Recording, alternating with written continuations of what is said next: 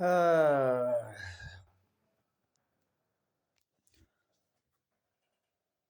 on a light-hearted but heavy subject.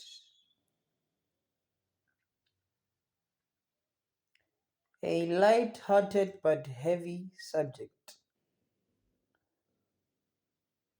Single parents sadly tend to create other single parents.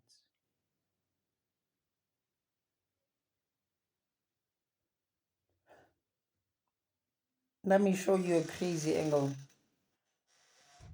and something that you will pick up if you choose to pay attention. In any area that you live in, if you paid attention, you will realize that there's a whole lot of beautiful old ladies with a lot of kids and a lot of grandkids.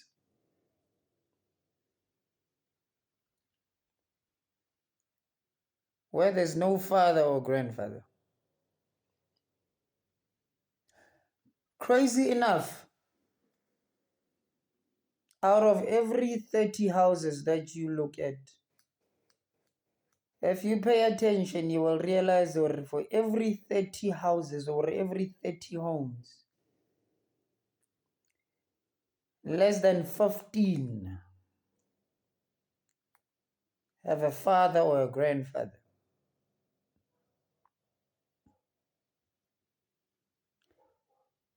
And that always boils down to one thing.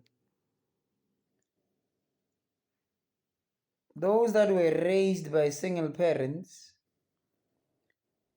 and they grew up as kids that were raised by single parents and they become psychologists, therapists, family coordinators, whatever, every decision or every advice they give out always creates other single parents. Even though most of them, they do it subconsciously without being aware, by nature, the type of advice and the type of environments they encourage always creates other single parents. Which is kind of sad because that is creating a huge demise of the Black family unit. The Black family unit is under some serious attack, and a lot of NGOs are paid to destroy the Black family unit. But anyway, that's a topic for another day. One of the things that will make you aware that single parents always create other single parents, you need to remember that when it comes to a development of a child,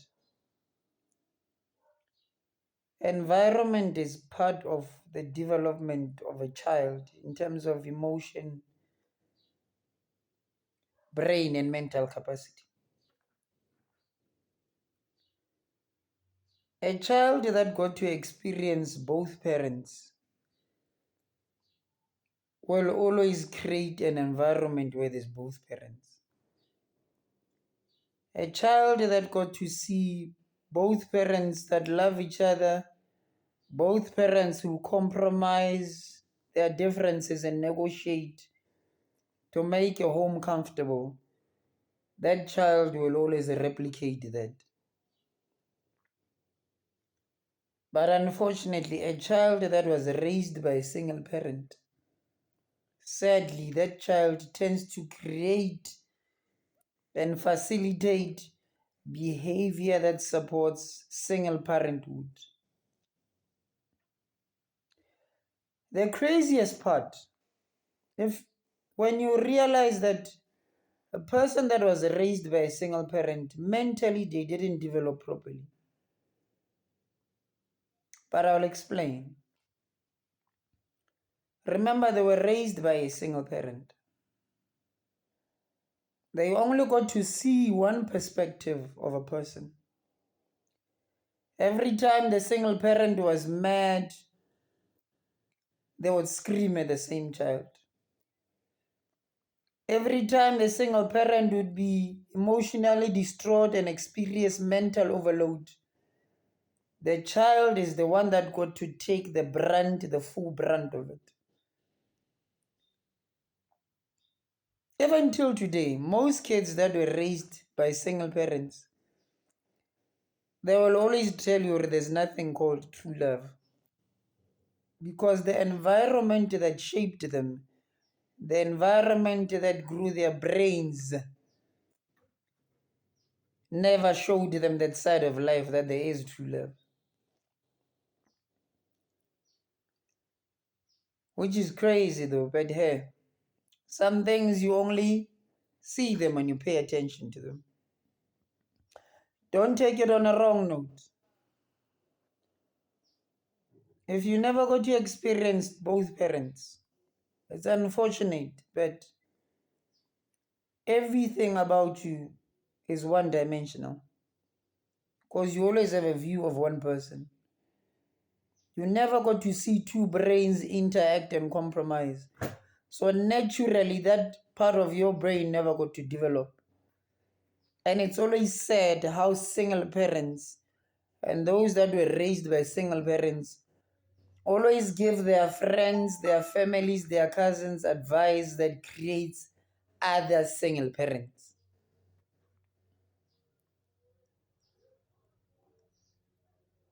You see, the current behavior that you see in the nation, it's not by accident. You get people that were raised by single parents who are single parent themselves giving family advice.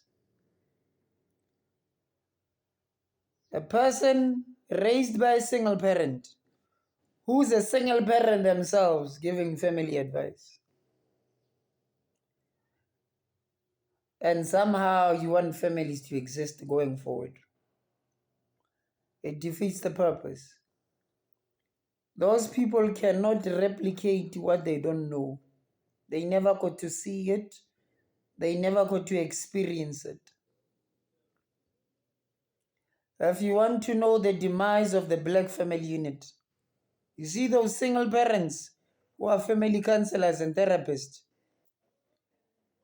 That's the core of that problem. But then again, hey, just to make you aware on a lighter note,